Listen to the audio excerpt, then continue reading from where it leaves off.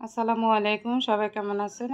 আজকে আবারও নতুন আরেকটা রেসিপি নিয়ে আসছি আপনাদের সাথে শেয়ার করার জন্য। আজকে তৈরি করে দেখাবো অসম্ভব মজাদার চাউলের গুঁড়ি দিয়ে একটা পিঠা। এখানে আমি নিয়ে নিচ্ছি 1 কাপ পানি, দিয়ে দিচ্ছি স্বাদ মতন লবণ। পানিটা ফুটে আসার পরে এখানে দিয়ে দিচ্ছি 1 কাপ চাউলের গুঁড়ি। কিছুক্ষণ ঢাকনা দিয়ে আটাটাকে সিদ্ধ করে নেব। এটা সিদ্ধ হওয়ার পরে এটাকে ভালোভাবে নেড়েচেড়ে একটা ডো তৈরি করে নেব।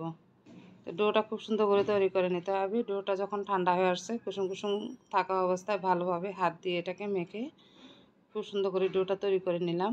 তো এইভাবে খুব সুন্দর করে ডোটা তৈরি করে নেবেন। ডোটাতে যেন কোনো দানা দানা না থাকে।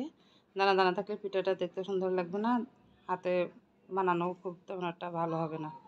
তো এখানে আমি ছোটো ছোটো করে কিছু লেচি কেটে নিয়েছি। আর আমরা যে সেমাই পিঠা কাটি সেই সেমাই পিঠার মতন করে একটু বড় বড় সাইজ করে কয়েকটা পিঠা আমি কেটে নিয়ে নিয়েছি। আর এখন ছোটো ছোটো করে গোল গোল করে 2 হাতের তালুতে চাপ দিয়ে এভাবে করে পিঠার মতন তৈরি করে নেব। নেওয়ার পরে এই যে সেমাই পিঠাটা এটা মাঝখানে দিয়ে এভাবে 2 হাত দিয়ে চাপ দিয়ে একটা শিউলি ফুলের মতন করে তৈরি করে নিচ্ছি। তো এভাবে করে আমি সবগুলো পিঠাই তৈরি করে নেব। এটা বানানো আসলে খুবই সহজ, আর তেমন একটা পরিশ্রম নেই, অল্প সময়ের মধ্যে বানানো যায়। এটা বানানোর পরে তেলে ভাজলে দেখতে যেমন সুন্দর, খেতেও তেমন মজা হয়। যারা মিষ্টি খেতে চান না তারা মিষ্টি ছাড়াও খেতে পারবেন বা চায়ের সাথে। আর চিনির শিরা বা গুড়ের শিরা যে কোনো শিরা দিয়ে এটা বানানোর পরে অনেক মজা লাগে খেতে।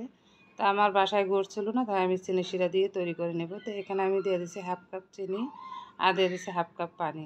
দুইটাই সম পরিমাণ দিয়ে এটাকে ভালোভাবে জাল করে শিরার মধ্যে দিয়ে এখন পিঠাটাকে নেড়ে চেড়ে উঠিয়ে নেব।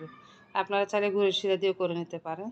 আমার ভিডিওটি কেমন লাগলো, যদি ভালো লেগে থাকে অবশ্যই এটা শেয়ার করে দিবেন, সবাইকে দেখার সুযোগ করে দিবেন। আর ভালো লাগলে অবশ্যই বাসায় ট্রাই করে